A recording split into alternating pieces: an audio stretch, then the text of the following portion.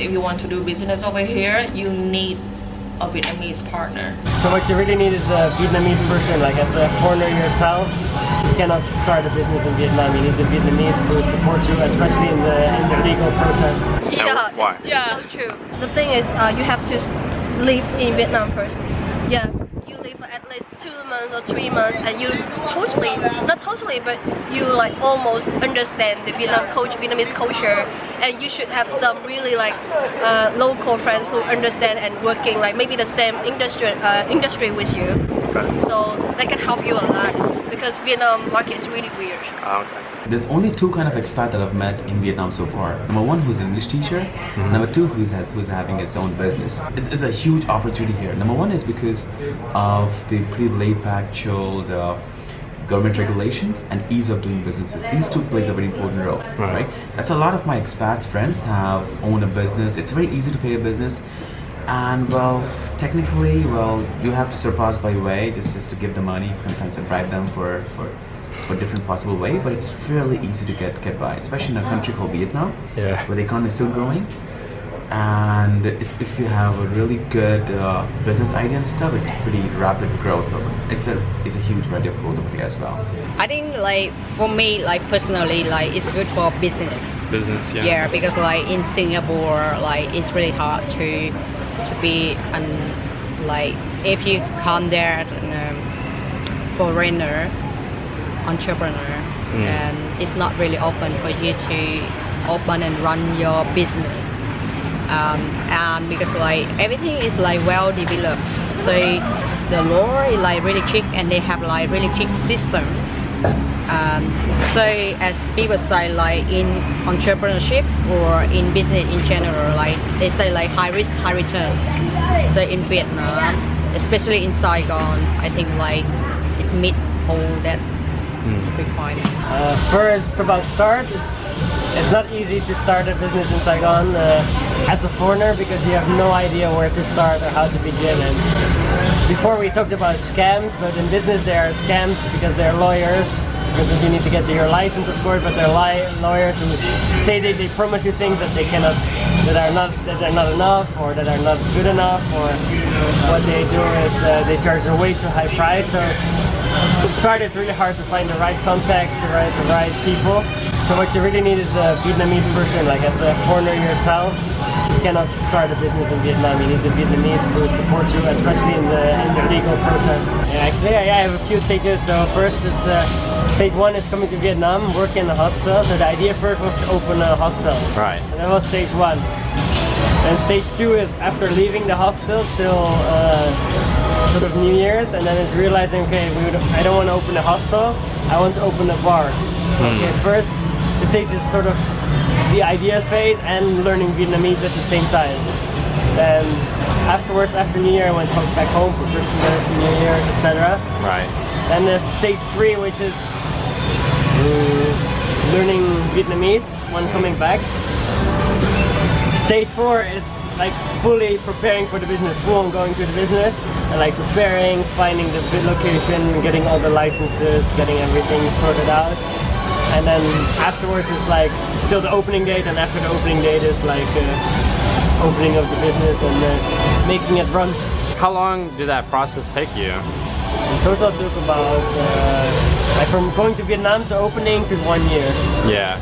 And was there a point in that process where things were finally, progressing? They're like, oh yeah, this is really working. When you sign the contract for the building, that's when you realize, like, okay, I cannot go back anymore. You pay your deposit. You're like, okay, now I signed up for the building, so like there's no way back. Like, okay, this is it. For doing business here, is it essential to learn Vietnamese? It's essential to have someone in the business who can speak Vietnamese and who is as committed as you are. Okay. Right? But it helps a hell lot. And is it easy to find someone like that?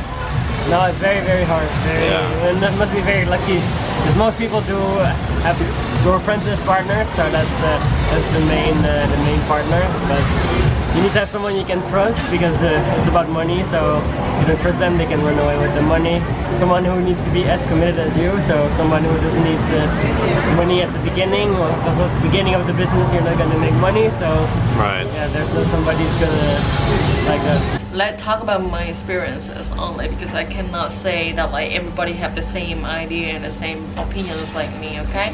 So for my opinions and my experiences, I have to say it's really easy to start a business over here. But then if you want to keep the business work, it's another. This is truly like different situation, like different things, different sides as well. I see like a lot of my friends like they start to selling stuff on Instagram, Facebook, because like in Vietnam, Instagram and Facebook is a place that you can sell stuff as well. It's like how I shop. So I just go on Instagram and like go to the shop and like direct them, give them information, and they send the stuff for me. If you want to do business over here, you need a Vietnamese partner, because the law over here is a little bit complicated. Yeah. That like you shouldn't do by yourself. And like if you sell something that's just online only, maybe it's okay. But if you want to have like an official place to sell stuff, it is take a lot of work, and paperwork in Vietnam is not easy at all. Yeah. Is it easy starting a business in Saigon? It's not easy because like the demands. I mean like the psychologies are like demographics is kind of different from the other countries, I guess. But the thing is, the good thing is like here they have a lot of many things has been done here. So you can come here and you can start your business and can be the market leader. That's the good things.